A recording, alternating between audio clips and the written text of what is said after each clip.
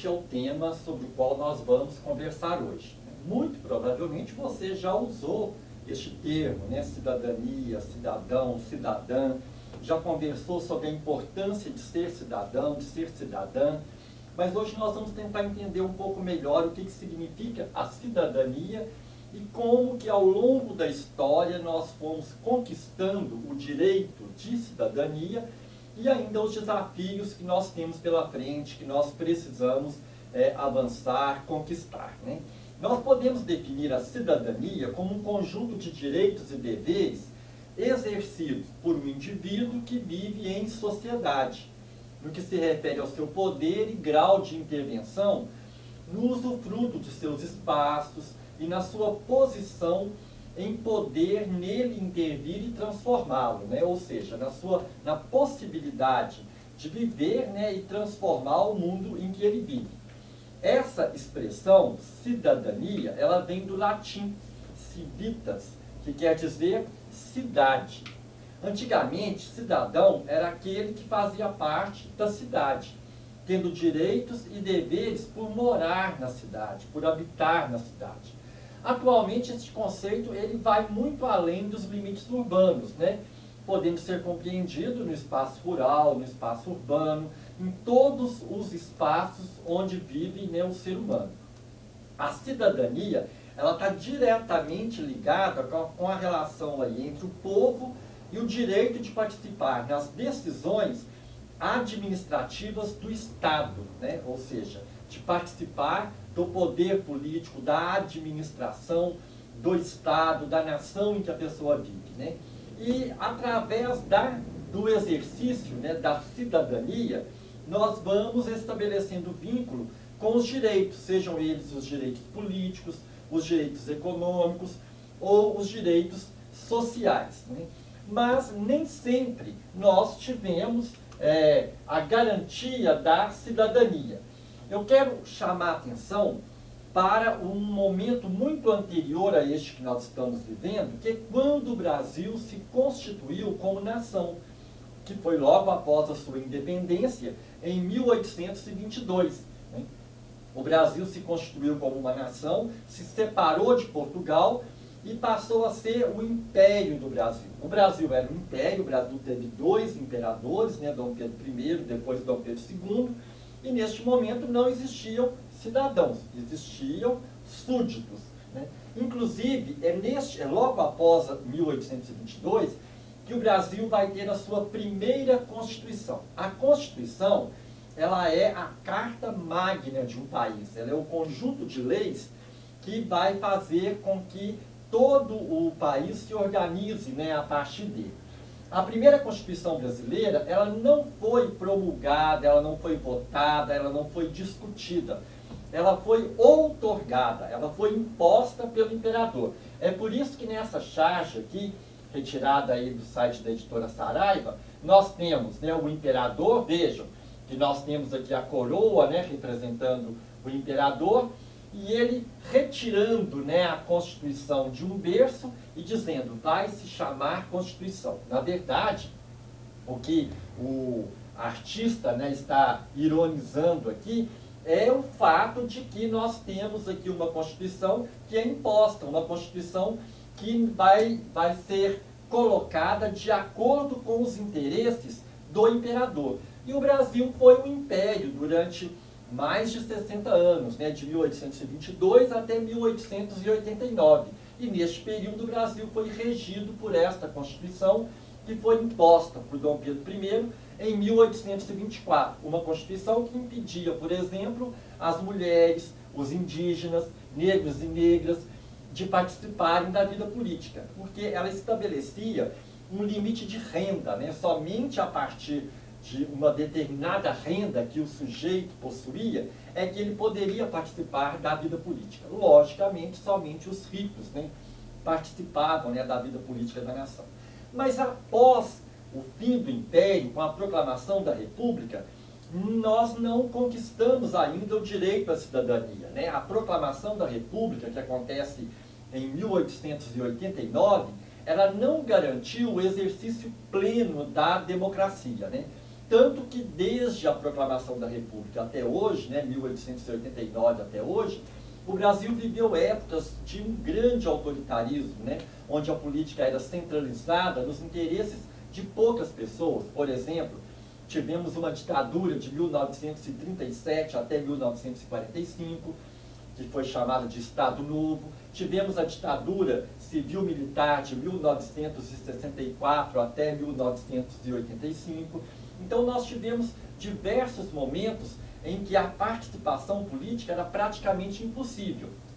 Mas mesmo em outros momentos, né, em que nós vivíamos uma chamada democracia, a cidadania ela enfrentou inúmeras limitações, né, sendo que em alguns momentos nós não tivemos mesmo a garantia, né, desse direito de participação política. Por exemplo, nesta charge que nós temos aqui, também retirada do site da editora Saraiva, né, nós temos aqui uma sátira às eleições que aconteciam no Brasil entre 1890 e 1930, né, que eram chamadas de eleições de Cabresco, né. Vejam, nós temos aqui uma mulher representando a República, um homem representando os coronéis que de fato dominavam a política brasileira, e o eleitor seguro aqui pelo Cabresto, né, pelo coronel.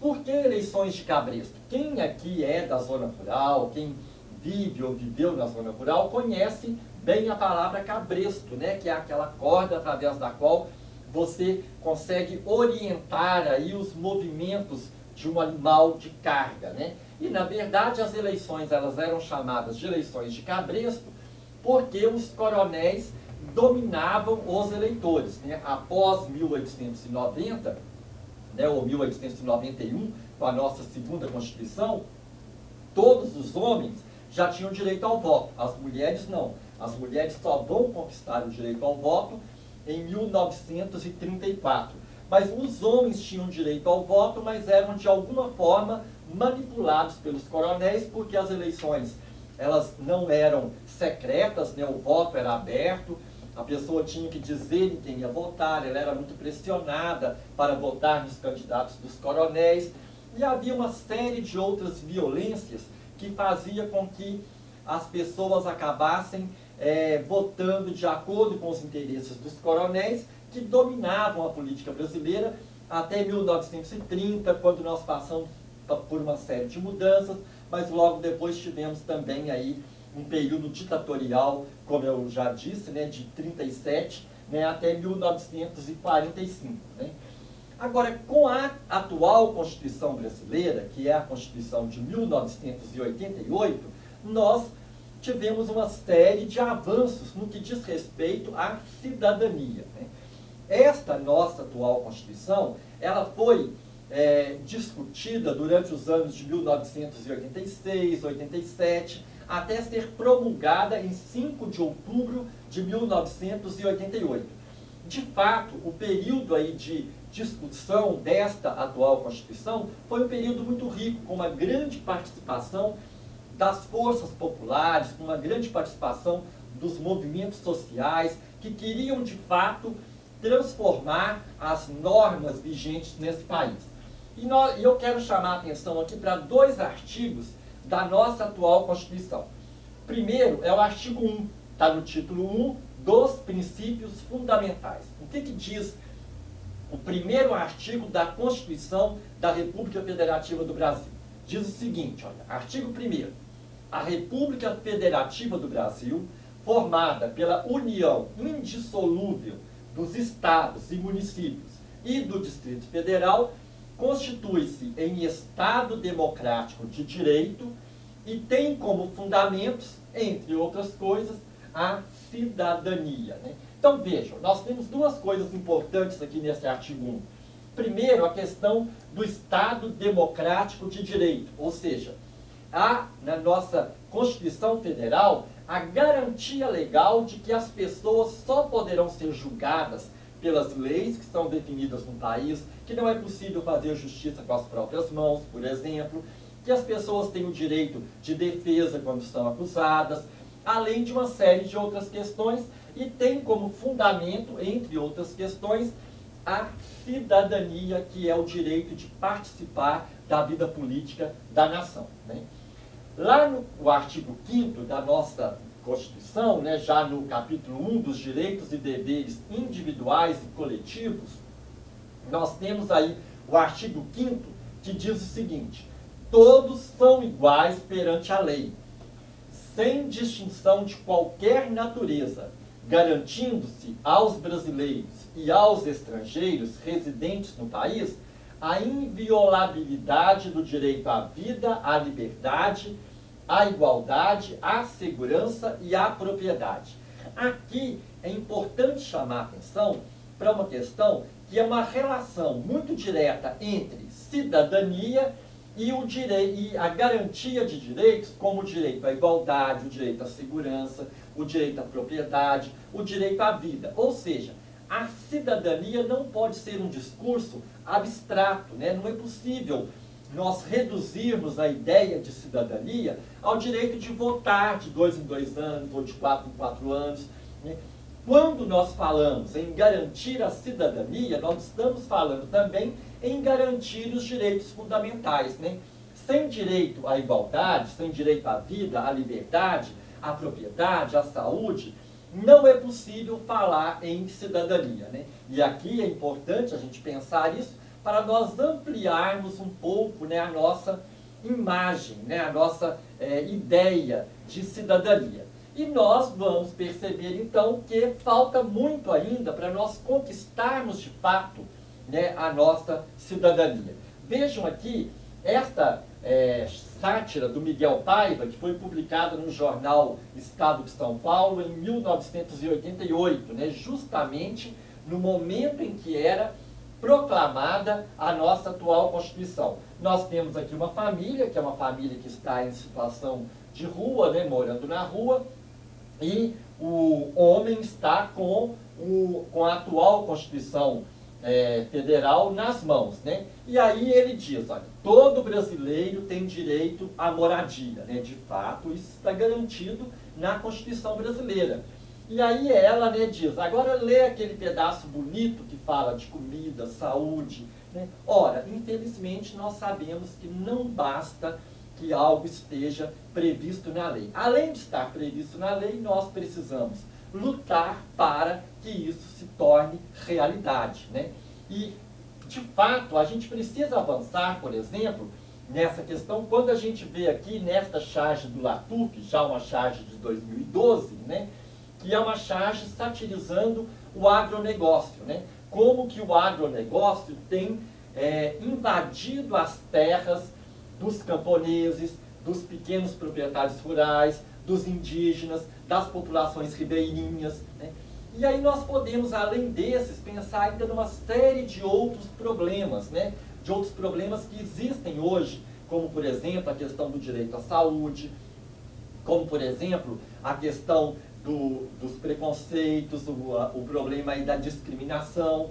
E nós precisamos enfrentar tudo isso se nós quisermos, de fato, termos aí a garantia da cidadania, né? E aí, nesse sentido, eu quero chamar a atenção para uma questão. Há um mito, né, de que o brasileiro é um povo pacífico, né? Um mito de que os brasileiros aceitam qualquer coisa, que os brasileiros não se movimentam para lutar contra, né, as dificuldades que existem. E eu quero chamar a atenção para o fato de que isto é um mito, né, de que isto não é verdade, né? Olha, direitos, cidadania e movimentos sociais é algo que sempre esteve como um horizonte, né, de conquista do povo brasileiro. E há registros de movimentos sociais no Brasil desde o primeiro século da colonização até nossos dias. Por exemplo, lá no primeiro século de colonização, nós vamos ter, por exemplo, a Confederação dos Camões, né, com os indígenas, com várias nações indígenas se organizando para lutar contra os portugueses, contra os franceses. Nós vamos ter, por exemplo, as lutas dos escravos formando seus quilombos. Nós vamos ter também diversas lutas anticoloniais, né, contra movimentos buscando aí a libertação do Brasil da metrópole portuguesa. Então esses movimentos existem desde que o Brasil vem se constituindo, né, enquanto nação, muito antes, inclusive, da independência. E esses movimentos, eles demonstram que os que vivem, né, aqui no Brasil nunca foram passivos e sempre procuraram, de uma ou de outra forma, né, lutar por seus direitos, por suas ideias, né, lutar por seus interesses. Há um movimento muito forte de luta, né, para que os direitos sejam respeitados. E ainda hoje nós podemos perceber que esses movimentos estão presentes aí na cena brasileira atual, né? Nós podemos tomar como exemplo o MST, o Movimento dos Trabalhadores Rurais Sem Terra, o MTST, o Movimento dos Trabalhadores Sem Teto, as lutas sindicais que acontecem aí em todo o território nacional, as lutas contra o racismo. Então, os movimentos sociais, eles estão presentes aí na nossa história, né? Mas, infelizmente, nem sempre a lei a lei favorece, né, os mais pobres e aqueles que estão lutando por seus direitos. Por exemplo, né, há um discurso de que as pessoas que cometem um crime precisam ser presas, né? Bandido tem que ser preso, independentemente da idade, né? Inclusive é o discurso daqueles que defendem o encarceramento em massa, que defendem, por exemplo, a redução da maioridade penal, né? E aqui o menino pergunta, e do saldo bancário também? Ora, nós sabemos que nos cárceres, né, estão aglomerados e aglomeradas homens e mulheres pobres e, na sua maioria, negros e negras, né? Nós sabemos que, infelizmente, por mais que a gente tenha avançado do ponto de vista legal, que por mais que a gente tenha uma Constituição que garanta o direito à cidadania e o direito à igualdade, nós ainda precisamos avançar muito, né, em relação à questão da igualdade, né? Uma outra questão também em relação à qual a gente precisa avançar é em relação a essa questão da discriminação, né? Vejamos aqui também essa sátira, né? Olha, o homem chega, né, à casa e ele bate a porta, ele é atendido, e aí ele fala, eu queria falar com o dono da casa, né? A mulher negra que o atende, né, fala, pode falar, né? Veja, há uma sátira aqui também a esse estereótipo, né, de negros e negras como serviçais, né, que é fruto do racismo estrutural que marca, né, a história da sociedade brasileira, e nós precisamos vencer também o racismo estrutural para termos, de fato, a garantia do exercício da cidadania para todos e todas. Não é possível falar em democracia sem a participação e a presença dos pobres, dos negros e negras, dos índios, dos indígenas, homens e mulheres, né, das pessoas homoafetivas e assim por diante, né? Não é possível falar em democracia sem a presença de todos e todas. E para terminar esse discurso e para, mais uma vez, voltar à questão de que nós sabemos que as lutas populares, elas continuam no Brasil, de que o povo brasileiro não é um povo que aceita as coisas silenciosamente, né, que as lutas populares aí estão, para além dos movimentos sociais que eu já citei, eu gostaria de mostrar aqui as poesias que estão presentes nos muros. Se você prestar atenção nos muros da cidade de Divinópolis, por exemplo, você vai ver uma série de coisas escritas nos muros que mostram a reação de homens e mulheres, na sua maioria jovens, né, que trabalham, que usam a grafitagem, né, mostrando a sua insatisfação com a realidade atual e o seu desejo de mudança. Veja aqui esta inscrição no muro: a conexão humana anda sem sinal. Veja, é uma clara referência ao distanciamento, às vezes, entre as pessoas e a necessidade de avançarmos, né, em relação a essa questão. No outro muro, que talvez vocês já tenham visto pelas ruas da cidade, você vai encontrar aqui esta frase, olha, por uma educação que nos ajude a pensar e não que nos ensine a obedecer. Veja, é uma outra palavra de ordem, né, muito forte, né? Nós queremos uma educação, queremos uma escola que nos ensine de fato a pensar e não simplesmente a obedecer e não simplesmente a aceitar, né, as coisas, né? E para terminar, esse outro muro aqui muito interessante, em que há aqui uma pergunta, né? O afeto te afeta, né? Nós temos aqui dois homens, um homem e uma mulher, duas mulheres se beijando, e a pergunta, o afeto te afeta, que é uma demonstração clara aqui, né, da luta contra o preconceito em relação às pessoas homoafetivas. Vejam, pensar sobre tudo isto é pensar sobre a cidadania, é pensar sobre o direito de todos e todas, homens e mulheres, jovens, idosos, crianças, terem o direito de participar da vida política de seu país e de participar em condições de igualdade.